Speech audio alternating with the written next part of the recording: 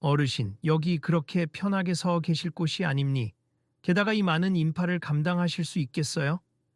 공연장 매니저로 보이는 젊은 남자가 머리가 희끗희끗하고 구부정한 허리를 한 채 보안 근무 조끼를 입은 나에게 다가와 소리를 높였다. 수십 명의 스태프와 방문객들이 분주히 움직이는 공연장 로비 한가운데서 그의 말은 강당 안에 울리는 소음 사이로 선명하게 들렸다. 나는 부드럽게 눈을 깜빡이며 손에 쥔 무정이를 가볍게 내려놓았다. 죄송합니다만 저는 오늘 경비 근무를 하러 온 사람입니 지금 제 위치에서 관객 유동을 살펴야 해서요. 매니저는 한숨을 쉬며 고개를 저었다. 그런 말씀을 드리는 게 아니라 선생님 연세가 이제 이런 큰 공연장 경비 업무는 무리 아니신가 싶어서요. 옆에서 한 스태프가 슬쩍 웃으며 거들었다. 이번 공연 1만 명 넘게 온다던데요. 어르신께서 과연 힘드실 듯한데요. 그때 내 등 뒤에 있던 내 손녀 10살쯤 된 아이가 조용히 내 셔츠 자락을 잡아당겼다. 할아버지, 괜찮아. 사람들이 왜 이렇게 시끄러워? 나는 아이를 다정하게 돌아보며 웃어 보였다. 할아버지는 괜찮아. 여기서 잠깐만 기다려 줄래? 매니저가 아이를 힐끔 쳐다보더니 고개를 숙여 한 박자 낮은 목소리로 말했다. 죄송합니다. 아이 동반 근무이신 건가요? 규정상 미성년자는 이 구역에 들어오면 안 됩니다. 근무 중에 맡길 곳이 마땅치 않아서 일이 시작하기 전까지만 곁에 두려고 했습. 공연 끝나면 바로 데려가겠습. 내가 진심 어린 목소리로 설명하자 매니저는 미간을 좁히며 답답하다는 듯한 표정을 지었다. 이 공연장은 고가의 장비가 즐비하고 오늘은 또 특별 게스트까지 온다고 합니. 여기서 사고라도 나면 다 책임져야 해요. 게다가 어르신, 몸도 불편해 보이시는데 로비를 오가던 몇몇 관객이 그 말을 듣고 힐끗힐끗 우리 쪽을 쳐다보았다. 그중 한 사람이 속삭이는 소리가 희미하게 들렸다. 저 경비 아저씨 너무 나이 드신 거 아냐? 제대로 제지라도 할 수 있을까? 다른 사람도 맞장구 쳤다. 우리 안전이 걱정돼서 그래. 공연장 매니저가 저분 퇴근시키는 게 나을 텐데. 나는 손녀를 옆에 두고 굳이 자존심을 세우지 않았다. 대신 천천히 고개를 숙여 사과했다. 규정은 잘 알고 있습. 아이는 바로 곁에 머물지 않을 겁니. 시작. 전까지 다른 구역에 앉혀놓고 문제없이 근무하겠습. 그러나 매니저는 여전히 못마땅한 얼굴이었다. 자, 일단 아이부터 밖으로 내보내주세. 그리고 어르신은 행사가 시작되기 전에 역할 분담표 다시 확인하셔야 할 겁니. 나는 길게 숨을 내쉬고 고개를 끄덕였다. 알겠습. 아이를 로비 뒤쪽 의자에 앉혀둘 테니 저도 맡은 구역에서 지켜볼게요. 매니저가 나직이 중얼거렸다. 진작 그러시지요. 손녀가 내 얼굴을 올려다보았다. 할아버지, 우리 그냥 집에 갈까? 나는 손녀의 어깨를 부드럽게 감싸 안으며 귓속말로 대답했다. 괜찮단다. 할아버지는 일을 끝내야 해. 너는 뒷좌석에 앉아서 기다리면 돼. 공연도 살짝 볼 수 있을 거야. 손녀는 눈을 깜빡이며 작게 웃었다. 응, 알았어. 할아버지 힘내. 그러나 그녀가 뒷좌석으로 향하는 동안 매니저뿐 아니라 주변의 몇몇 스태프도 계속해서 내 몸놀림을 주시했다. 누군가는 작게 비웃었고 어떤 이는 분명 나에게 동정어린 시선을 보냈다. 저 연세에 참 하고 중얼거리는 소리가 분명히 들렸다. 그 순간 공연장 메인 출입구 근처에서 새로 들어온 담당자가 소리쳤다. 김 반장, 우리 대기실 쪽에 문제가 좀 생겼답니. 지금 협찬사 VIP가 들어왔는데 무대 쪽 통로가 제대로 정리 안 됐다네요. 젊은 매니저인 김 반장, 그의 이름은 김동훈이었다. 은 곧장 움직였다. 아, 또 뭘 놓쳤나. 알겠습. 거기 우리 직원 2명 빨리 보내세요.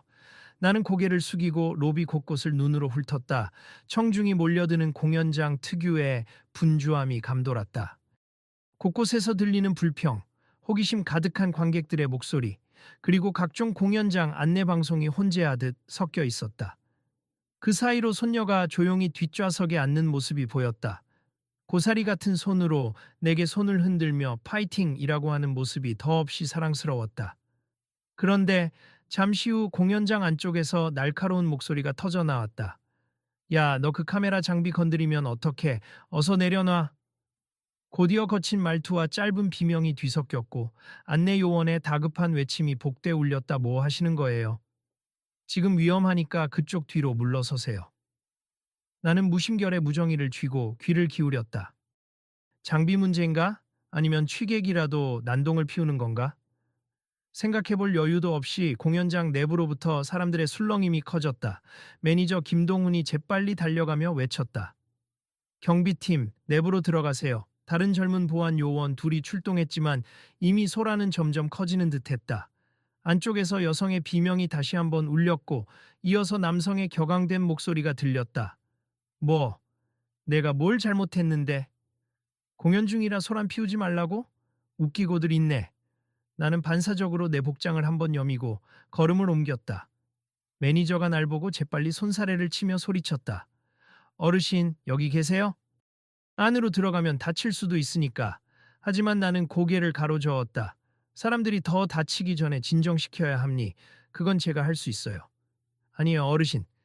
괜히 내가 한 발 내디딜 때마다 매니저와 스태프들은 망설이는 듯했지만 막아설 수 없었다. 공연장 내부로 들어서자 술에 취한 듯 보이는 중년 남성이 무대 뒤편 기기들을 발로 차며 난동을 부리고 있었다. 주변에 20대 보안 요원 2명이 그를 막으려다가 도리어 밀쳐져서 비틀거리기 일쑤였다. 손대지 마. 너희가 뭔데 나를 막아. 난동을 부리는 남자의 코끝은 시뻘겋게 달아올라 있었다. 그는 얼굴을 잔뜩 찡그리며 내 쪽으로 곁눈질했다.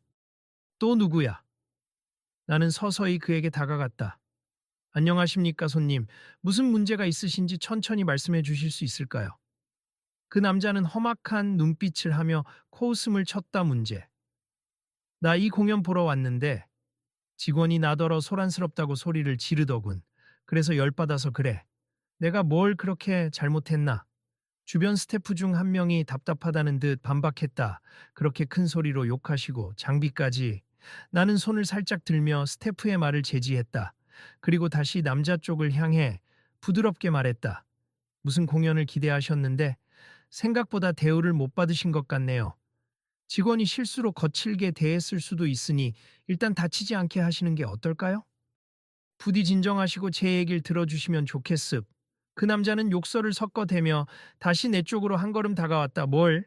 이딴 공연장 VIP라면서 나를 우습게 보고 의자도 제대로 준비 안 해놨어. 내가 비용을 얼마나 냈는데. 한 젊은 보안 요원이 겨우 몸을 일으키며 내게 조용히 속삭였다. 선생님, 뒤로 물러나세. 이분이 완전히 흥분해서. 나는 작게 미소 지었다. 조금만 기다려보세. 그리고 다시 남자에게 다가가 말했다. 손님, 분노가 드시는 건 충분히 이해합니. 저도 예전에 이런 공연장 서비스를 이용해 본 적이 있는데 제대로 된 안내를 못 받고 화가 난 적이 있었거든요. 내 차분한 목소리의 남자는 잠깐 눈살을 찌푸리더니 한 박자 늦게 되물었다. 그래? 당신도 이런 데서 기분 나쁜 적이 있다는 거야? 네. 그런데 그때 누군가 제 이야기를 들어주고 문제가 뭔지 차근차근 설명을 해주니 마음이 좀 놓이더군요. 나는 천천히 숨을 고르며 그에게 시선을 맞췄다. 그때도 나를 무조건 쫓아내려는 사람들은 도리어 제 분노를 더 키웠어요. 그런데 지금 이곳 스태프들도 다치지 않게 하려고 애쓰는 중입니. 혹시 우리가 잘못한 부분이 있다면 저한테 말씀해 주시면 어떨까요? 제가 대신 전달도 해드리고 문제가 있으면 보상받을 수 있도록 도와드리겠습. 남자는 여전히 불만 가득한 눈빛이었지만 내 목소리 톤이 워낙 차분했는지 이전처럼 함부로 손을 휘두르진 않았다. 그는 슬쩍 주위를 두리번거리다가 다시 입을 열었다. 이 공연 티켓이 VIP라고 해서 샀는데 자리가 맨 구석이라니 낚인 기분이라고. 그리고 직원이 제 자리가 어딘지 아냐며 건방지게 말했어. 주변의 스태프 중 한 명이 억울하다는 듯 제가 그런 적 없습니다 하고 크게 반박하려 했다. 나는 그의 말을 제지하고 난동을 부리는 남자를 향해 살짝 고개를 끄덕였다. 마음 상하신 거 충분히 이해됩니. 그럼 일단 여기는 사람들도 많고 장비도 비싸니 안전을 위해 조금만 이쪽 복도로 이동하실까요? 조용한 곳에서 문제를 차근차근 해결 방안을 찾으면 좋겠습. 남자는 여전히 거칠게 숨을 몰아쉬었지만 다행히 더 이상 발을 구르진 않았다. 한 손을 턱에 대고 고민하더니 내 눈을 뚫어지게 보았다. 뭐야, 당신 경비잖아. 근데 말이 좀 다르네. 마치 잘 모르겠는데 협상하는 사람처럼. 나는 희미하게 웃으며 그의 곁으로 가까이 다가갔다.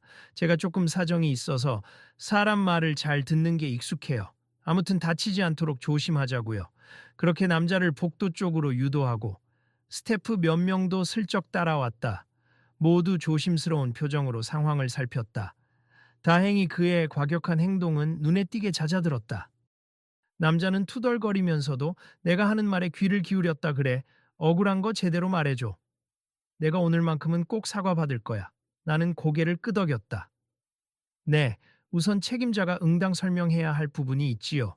잠시 뒤 매니저 김동훈이 달려와 가쁜 숨을 내쉬며 상황을 살폈다. 그는 놀란 눈빛으로 나를 쳐다보았다. 어르신, 괜찮으십니까? 아까 여기 소란이 심해서 제가 곧장 출동 못했는데 남자는 곧바로 화살을 김동훈에게 돌렸다. 이봐. VIP 티켓이라더니 나를 이런 구석진 자리로 안내하고 또 직원이 예의 없게 구는 거 다 책임져야 할 거 아냐? 김동훈은 상황을 알아차리려 애쓰며 잔뜩 얼어붙은 표정으로 남자를 설득하기 시작했다. 고객님, 우선 유감이고요. 자리는 시스템 배정이라 제가 지금 바로 확인해 보겠습. 그는 난처한 기색으로 내 눈치를 살폈다. 그리고 나에게서 알 수 없는 안도의 한숨을 내뱉었다. 혹시 제가 잠깐만 고객님하고 이야기해도 될까요? 나는 부드럽게 웃으며 제가 여기서 조금 뒷받침하겠습. 빠르게 확인해 주시는 게 좋겠네요 하고 거들었다. 놀랍게도 남자는 퉁명스럽기는 해도 아까처럼 극단적으로 소리를 지르거나 기물을 부수진 않았다. 긴장된 공기가 조금씩 풀렸고 공연장 안쪽에 있던 관객들도 이제야 자리에 앉기 시작했다. 호기심 어린 눈빛으로 이 장면을 지켜보던 몇몇도 조용히 자리를 떠났다. 나는 남자 곁에 서서 김동훈의 안내와 확인 절차를 차근차근 지켜보았다. 컴퓨터 좌석 시스템에 오류가 있었는지 남자에게 할당된 자리가 이미 다른 사람과 중복 배정된 흔적이 발견되었다.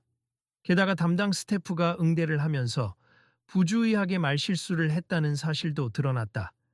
김동훈이 허리를 굽혀 진심으로 사과했다. 고객님, 내부 실수로 불편을 드려 정말 죄송합니. 좌석을 새로 배정해 드리고 음료 쿠폰과 기념품도 드리겠습.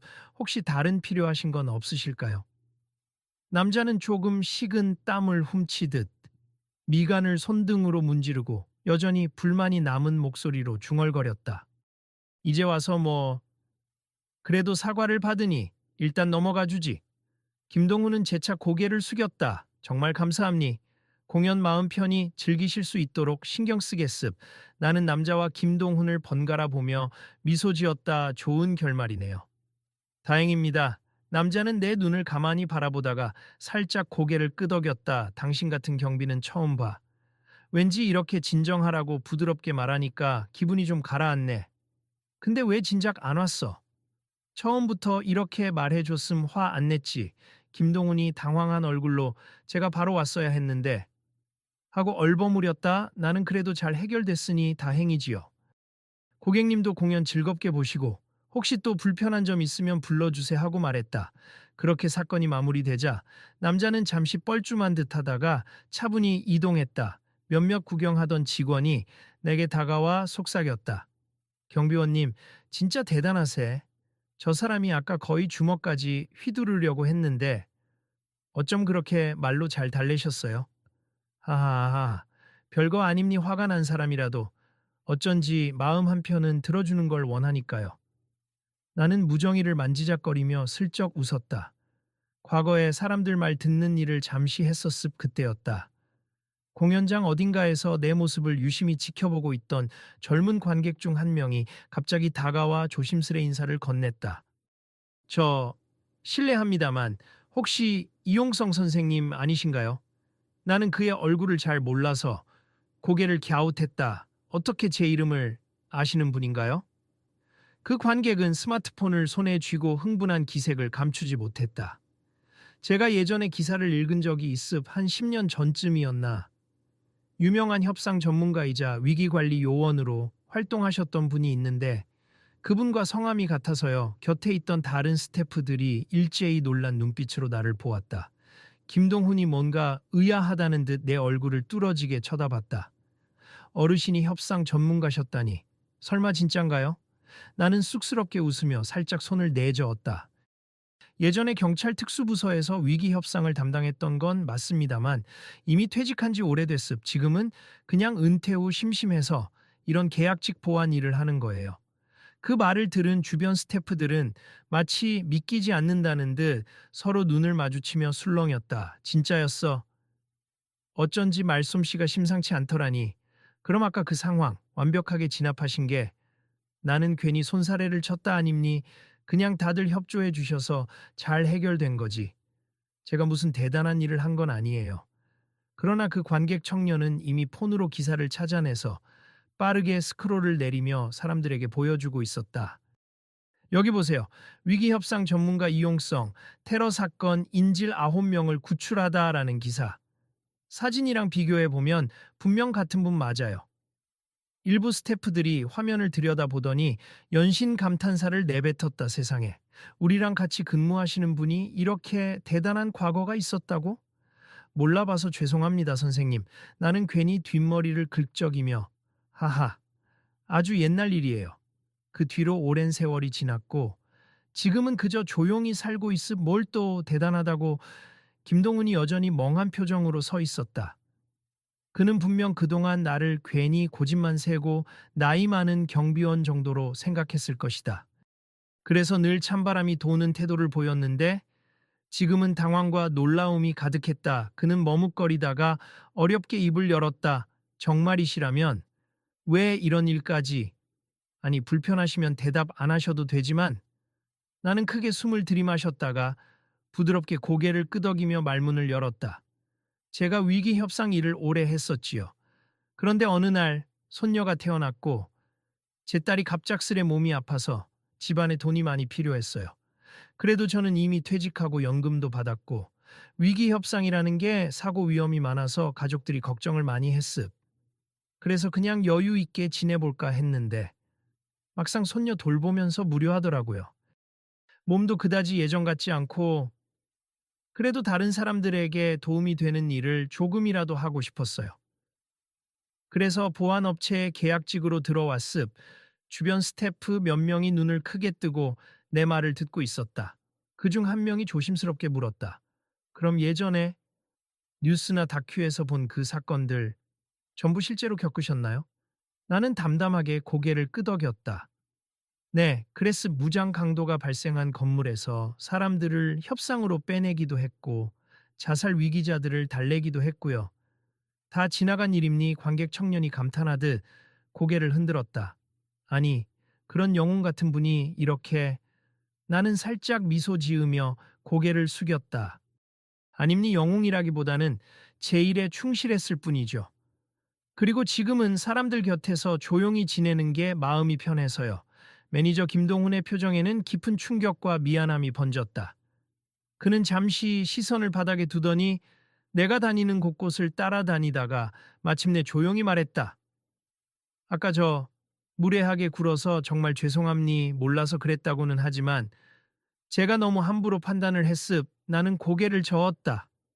괜찮습. 누구나 처음에는 겉모습이나 나이를 보고 판단하게 마련이지요.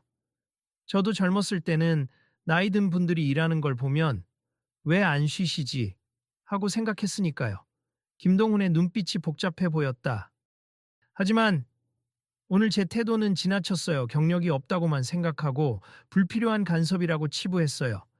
더 존중해 드렸어야 했는데 나는 그의 어깨를 가볍게 두드리며 말했다. 이제 아셨으니 됐습. 아직 공연도 시작 안 했으니 마무리 준비 잘 해야죠. 주변 스태프들이 어느새 나를 선생님이라 부르며 부탁을 하기 시작했다. 선생님, 혹시 저희가 다른 문제 일어났을 때도 좀 도와주실 수 있나요? 이렇게 차분히 사람을 진정시키는 법, 조금만 알려주시면 안 될까요? 나는 웃음 지으며, 그럼요, 간단한 요령이라도 필요하시면 제가 기회 될 때 말씀드릴게요. 사실 중요한 건 상대방의 상황을 인정해 주는 것부터 시작하는 겁니. 하고 대답했다. 한편 공연장 뒷좌석에 앉아있던 손녀가 어느새 다가와 내 손을 잡았다. 할아버지, 방금 무슨 일이었어? 막 소란스럽더니 이제 조용해졌네. 나는 화난 얼굴로 손녀를 내려다봤다.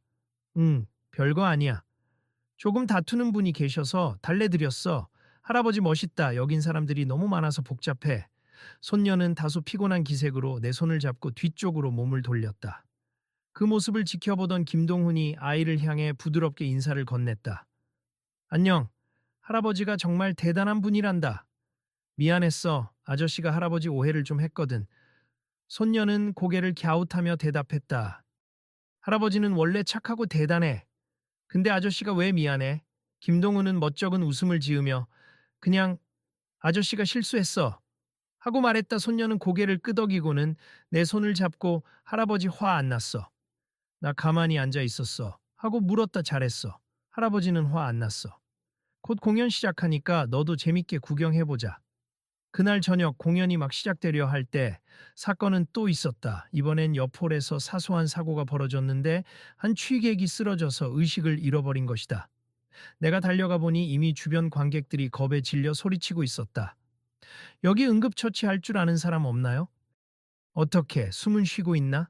나는 누구보다 빠르게 10여 년 전 위기협상팀에서 받았던 응급처치 교육을 떠올렸다.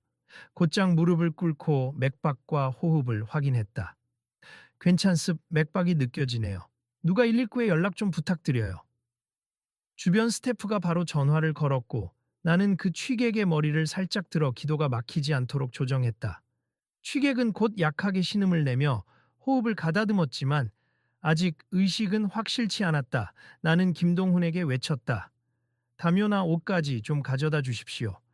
천 떨어지지 않게. 김동훈은 재빨리 달려갔고 몇몇 스태프가 달려와 협조해준다. 공연장 의료 스태프가 도착해 간단한 산소 마스크를 씌우기 전까지 나는 계속해서 안정적인 자세를 유지하도록 그 취객을 부축했다. 결국 119 구급대가 들어올 때쯤 그는 의식을 약간 찾았고 크게 다치지 않고 병원으로 옮겨졌다.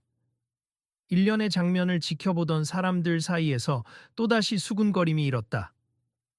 경비원님, 위기 협상만 잘하시는 줄 알았는데 응급처치도 능숙하시네. 정말 전문가였나 보네. 김동훈은 새삼스레 크게 감탄하며 나에게 달려왔다. 선생님. 오늘 저희 공연장 구세주나 다름없으십니. 큰일 날 뻔했는데 빠르게 조치해 주셔서 정말 감사합니. 나는 손사래를 치며 미소를 지었다. 그건 다 교육받아서 알던 내용이죠. 젊은 분들도 기본 응급처치를 배워두면 유용합니. 그제야 김동훈은 참았던 듯 깊은 숨을 내쉬었다. 그리고 나를 향해 정중히 허리를 숙였다. 어르신, 아니 선생님. 제가 정말 큰 깨달음을 얻었습. 저도 오래 근무했다고 자부했는데 선입견이 얼마나 위험한지를 몰랐어요. 제 고집과 판단 미스로 괜히 오늘 여러 가지가 꼬일 뻔했죠. 나는 손끝으로 가볍게 그를 일으키며 말했다. 고개 드세요, 김 반장님.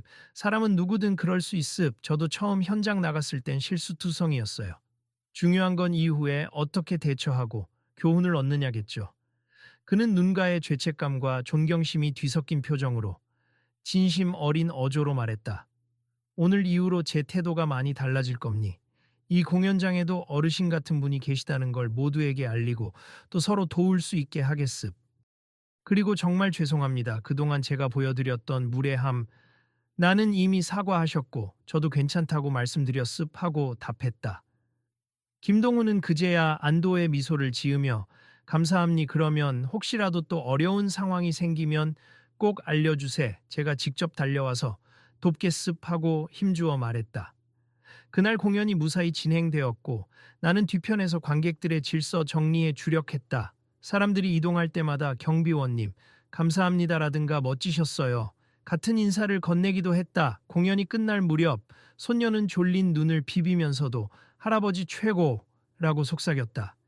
공연 종료 후 김동훈과 스태프들은 내가 손녀와 함께 나갈 때까지 별도의 의자를 마련해주고 음료도 챙겨줬다. 김동훈은 아이에게 살짝 웃으며 미안하다는 뜻이고 또 오늘의 고마움을 표현하는 거란다 받아줘 하고 음료를 건넸다. 손녀는 고맙다며 두 손으로 공손히 받았다. 집으로 돌아가려 할 무렵 김동훈이 다시 한번 나를 불러 세웠다. 선생님, 잠깐만. 나는 걸음을 멈추고 돌아봤다. 네, 무슨 일이시죠? 그는 주변에 사람이 없는 것을 확인하고 조용히 말을 건넸다. 혹시 저도 예전에 군 복무 시절에 응급구조 교육 조금 받은 게 전부인데 선생님께서 어떤 위기 상황에서 대화 기술 같은 걸 어떻게 익히셨는지 궁금합니. 사실 제가 공연장에서 일하면서도 종종 충돌이 발생하면 자꾸 소리 지르고 힘으로 제압하려고만 해서 나는 잠시 생각하다가 부드럽게 대답했다. 가장 중요한 건 상대방을 나에게 위협으로만 보지 않고 그 사람도 뭔가 억울함이 있거나 이유가 있다는 점을 인정하는 겁니. 그리고 그 사람이 뭘 원하는지 진심으로 들어주는 거죠. 위협을 행사하는 이면에는 불안이 많거든요. 그 불안을 먼저 다독여주면 공격성도 줄어듭니. 김동훈은 고개를 끄덕이며 눈빛을 반짝였다. 확실히 오늘 그런 걸 느꼈어요. 선생님이 오시기 전까지는 우리는 그 사람을 난동꾼이라고만 보고 어떻게 쫓아낼지, 어떻게 힘으로 제압할지만 고민했지요. 말씀처럼 그분이 왜 화났는지는 귀 기울이지 않았어요. 나는 미소 지었다. 그분 입장에서 보면 자기가 VIP 돈을 지불했는데 대우를 못 받았으니 억울했겠죠. 물론 과격하게 표출한 건 잘못이지만 화난 이유를 들어주면 흥분을 조금 누그러뜨릴 수 있습. 그런 뒤에 규정과 절차를 설명해 주는 거예요. 김동훈은 한숨을 쉬듯 웃으며 내 손을 살짝 잡았다. 배울 점이 정말 많네요. 그리고 제 선입견도 반성합니. 나이 드신 분은 아무것도 못한다는 생각이 얼마나 어리석은지 깨달았어요. 나는 그의 손을 토닥이고 짧게 답했다. 네, 저도 언젠가 세대 차이를 크게 느낄 나이가 되면 젊은 사람들에게 배워야겠죠. 서로가 서로를 편견 없이 대하면 좋겠습. 그렇게 나와 김동훈은 조용히 웃으며 손녀와 함께 공연장 입구를 나섰다. 모든 것이 훨씬 따뜻해진 분위기 속에서 스태프들이 안녕히 가세요 하고 배웅했고 내가 아까 달래줬던 취객도 살짝 눈짓으로 인사를 건넸다. 사람들 사이에 떠있던 긴장감이 어느새 사라지고 공연장 내부에는 흐뭇한 기운이 감돌았다. 매니저 김동훈은 문득 무정의로 누군가에게 지시하며 말했다. 어르신 가시는 길 혹시 필요하신 거 챙길 거 있으면 안내 좀 부탁드립니. 나는 황급히 손사래를 치며 거절했다 아닙니.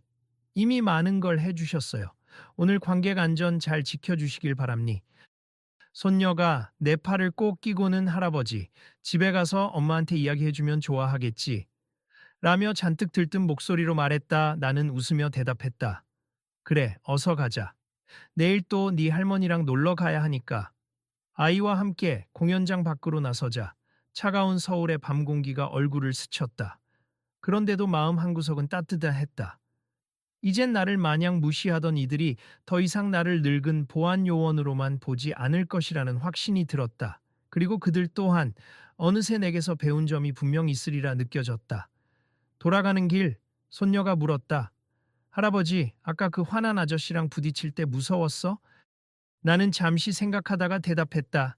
솔직히 말하면 무서울 때도 있어. 하지만 그분도 충분히 괴로운 부분이 있었을 거야. 그래서 무작정 싸우기보다 그분 얘기를 들어줘야 한다고 생각했어. 나도 친구랑 싸울 때 우선은 친구가 왜 화났는지 들어봐야겠다. 나는 손녀의 머리를 가만히 쓰다듬었다. 맞아. 친구든 누군가든 그 마음을 알아주려고 하는 태도가 제일 중요하단다. 그렇게 공연장에서 생긴 소동은 하나의 해프닝으로 끝났지만 사람들의 마음속에는 새로운 감각이 생겼으리라. 편견은 잠시, 존중은 오래라는 말을 오늘을 계기로 모두가 조금씩 깨닫게 된 것 같았다. 나는 집에 도착하자마자 간단히 옷을 갈아입고 손녀에게 따뜻한 물과 간식을 챙겨주었다. 손녀는 피곤했는지 금세 잠이 들었지만 내 머릿속에는 여러 장면이 오갔다. 숱한 위기 상황에 놓였던 과거, 그리고 지금처럼 잔잔하게 살아가는 현재, 어느 쪽도 소중했지만 내가 진정으로 원하는 건 이런 평범함 속에서도 사람들에게 작은 도움을 주는 일이었다. 다음 날, 공연장에서는 김동훈이 아침 회의를 열어 전날 사건을 전 직원이 공유하게 했다. 위기 협상 전문가였던 이용성 선생님이 우리와 함께 일하고 계십니. 처음에는 나이가 많으시다고 오해를 했지만 오히려 그분이 있기에 어제 큰 사고 없이 넘어갈 수 있었죠. 앞으로 우리의 서비스 태도를 다시 생각합시다. 나는 회의실 밖에서 슬쩍 그 모습을 지켜보다가 만족스러운 미소를 지었다. 이게 바로 내가 원했던 거지. 모두가 서로를 겉모습만으로 판단하지 않고 존중할 수 있다면 김동훈이 회의를 마치고 나와서 나를 향해 반갑게 손을 흔들었다. 선생님, 오늘도 잘 부탁드립니다. 나는 고개를 끄덕이며 답했다. 네, 즐겁게 일해 봅시다. 혹시 불미스러운 일이 생기면 바로 무전 주시고요. 그 뒤로 공연장에서는 큰 문제 없이 행사가 잘 진행되었다. 스태프들은 내가 로비에 서 있기만 해도 든든하다고 했고, 공연장에 온 관객 중 몇몇은 나를 알아보고 안녕하세요, 협상가님 이라고 인사하기도 했다. 물론 나는 그때마다 옛날 이야기예요라며 웃어넘겼다. 김동훈은 어느 날 공연이 끝난 뒤 나를 조용히 불러 세워 작게 이야기했다. 선생님, 사실 저는 예전에 경찰 특채 시험을 준비하다가 포기한 적이 있었어요. 자신도 없고 집안에서도 반대해서. 그런데 선생님 이야기 들으니 다시 한번 제 꿈을 생각해 보게 됐습. 더 공부해 볼까 싶기도 해요. 나는 그의 맑은 눈을 보며 대답했다. 나이는 상관없지 않나요? 하고 싶은 게 있으면 늦었다. 생각하지 말고 도전해보세. 인생은 살아있는 한 매 순간 가능성이 있습. 그는 깊이 고개를 숙이며 감사합니. 용기를 주셔서 하고 웃었다.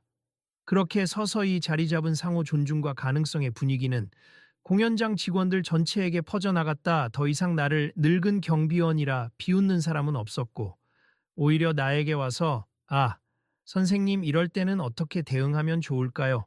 하고 묻는 이들이 하나둘 늘었다. 나는 그들에게 아는 범위 내에서 차분히 설명해 주었고 모두 신기하다는 듯이 귀 기울여 들었다. 나도 그들에게 배울 점이 있었다. 최첨단 기기나 온라인 예약 시스템, QR코드 발권 등은 젊은 직원들이 훨씬 더 잘 알고 있었다. 나는 그들에게 자연스럽게 도움을 청했고 그들은 기꺼이 가르쳐 주었다. 서로의 부족함을 메워주며 함께 근무하는 일이 제법 즐거워졌다. 며칠 후 공연장 한 구석에서 음악을 좋아하는 손녀가 기타를 만지작거리며 호기심 가득한 눈빛을 보였다. 스태프 중 어떤 이는 어머, 정말 예쁘게 연주해요. 한번 무대 위에서 잠깐 연습해보면 어떨까요? 라고 권유하기도 했다. 아이는 쑥스러워하면서도 신이 났는지 혹시 괜찮다면 하고 내 눈치를 살폈다. 나는 살며시 미소 지으며 한번 해봐. 기회가 있을 때 누려보는 것도 좋은 거지.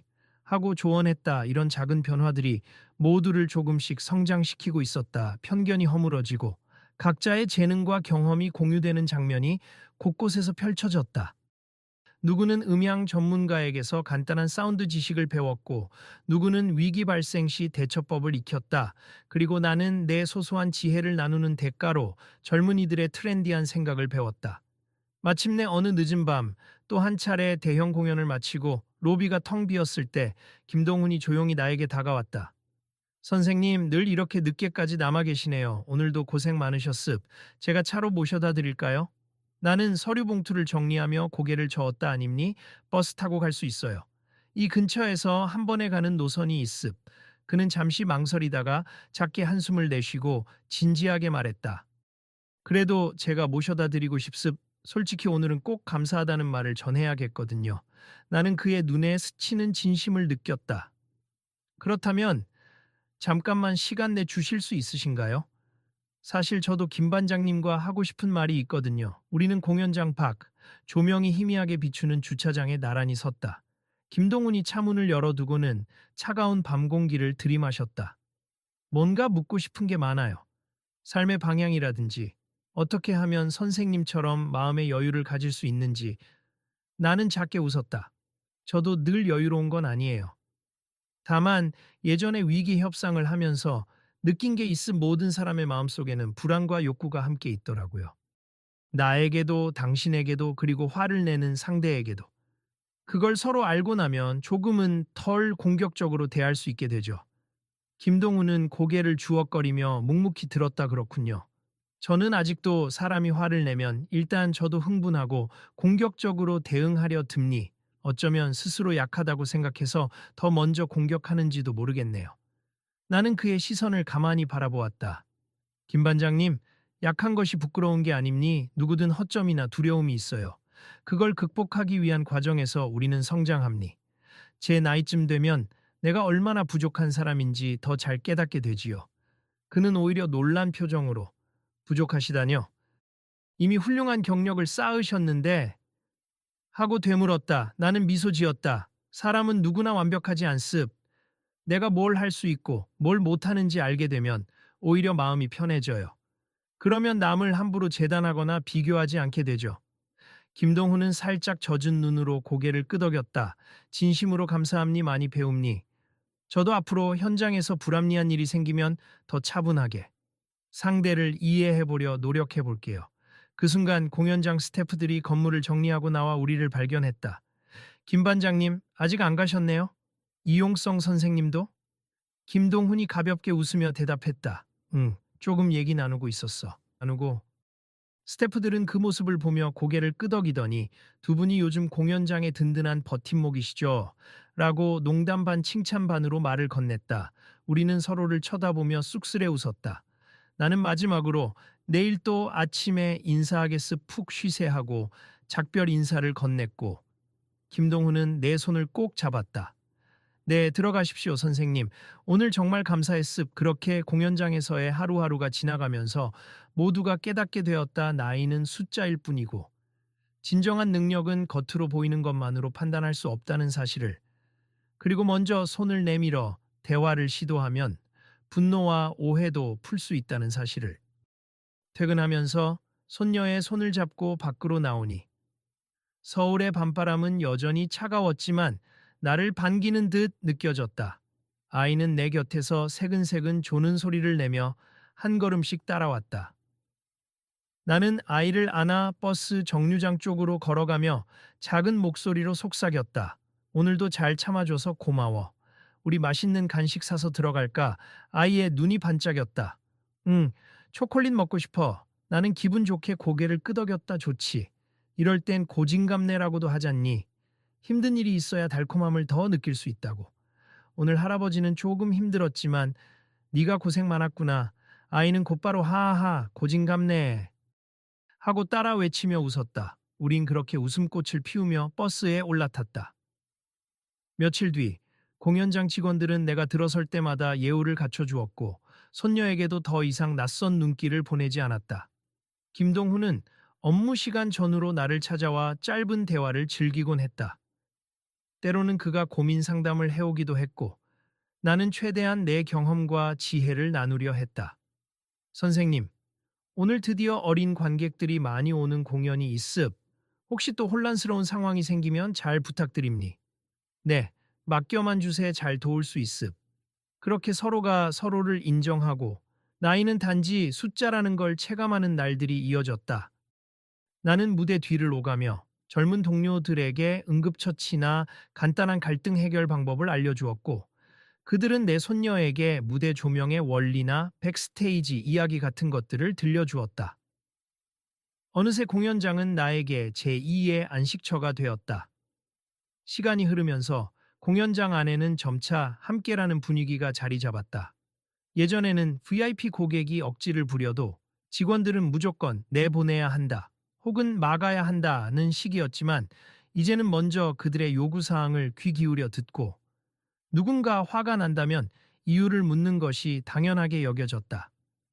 나는 그런 광경을 보며 내심 흐뭇했다. 제 역할은 여기까지 이려나? 마음 한구석에선 이곳을 떠나더라도 괜찮겠구나라는 생각이 들 만큼 만족스러웠다. 하지만 스태프들은 나에게 계속 함께해 달라며 연장 근무 계약을 제안했다.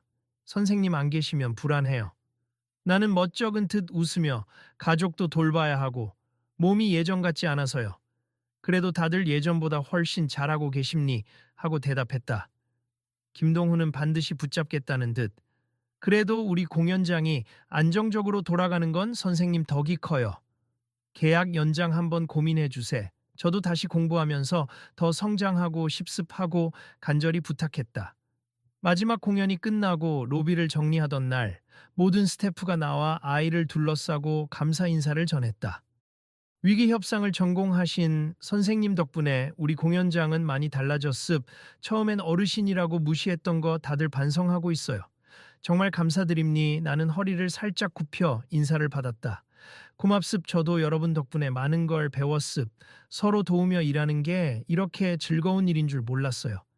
김동우는 진심 어린 얼굴로 내 손을 꼭 잡았다. 선생님, 또 만나요. 사실 저 곧 경찰 공무원 시험에 다시 도전하기로 했습. 만약 합격하면 꼭 선생님처럼 사람이 먼저인 경찰이 되고 싶어요. 나는 그의 다부진 표정을 보며 힘주어 고개를 끄덕였다.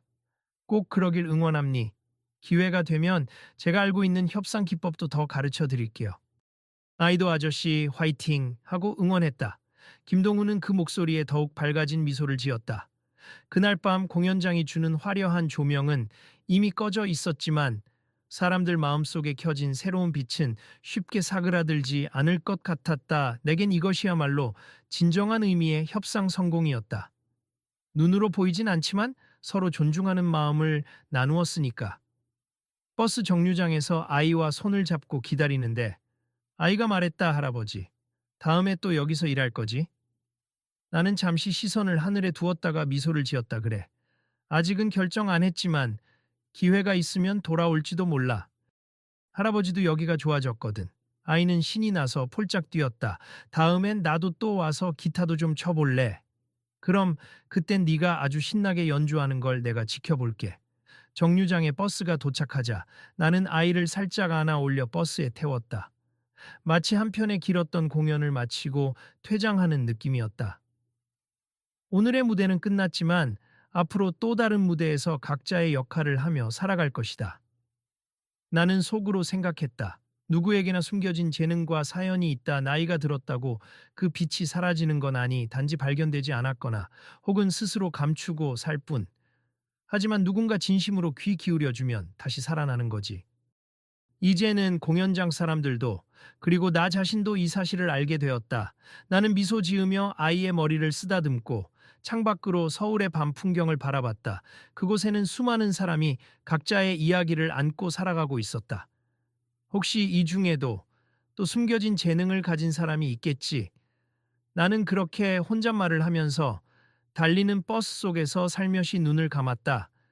언젠가 다시 만날 사람들, 다시 펼쳐질 무대. 그때도 나는 오늘처럼 누군가의 마음을 어루만지고 편견을 조금씩 허무는 일을 해낼 수 있으리라 믿었다. 오늘, 그리고 내일도 계속될 이야기지만 적어도 지금 이 순간만큼은 멋진 막을 내린 느낌이었다. 혹시 여러분도 일상 속에서 보이지 않는 재능이나 이야기를 가진 사람을 만난 적이 있나요? 우리는 자주 겉모습이나 나이를 보고 상대를 판단하곤 합니. 이 이야기가 마음에 와 닿았다면 잠시 생각해 보세. 주변에 혹시 겉으로는 평범해 보이지만 놀라운 능력을 지닌 분은 없을까요? 여러분 스스로도 그런 숨겨진 재능을 갖고 있을지도 모릅니. 오늘의 이야기를 통해 편견을 내려놓고 서로에게 조금 더 따뜻한 관심을 가져보면 어떨까요? 그리고 궁금하다면 또 이어질 이야기가 있을지도 모릅니. 이들의 관계가 어떻게 발전하고 또 어떤 새로운 사건이 일어날지 언젠가 그 후일담을 전할 기회가 오면 꼭 함께 나누고 싶습.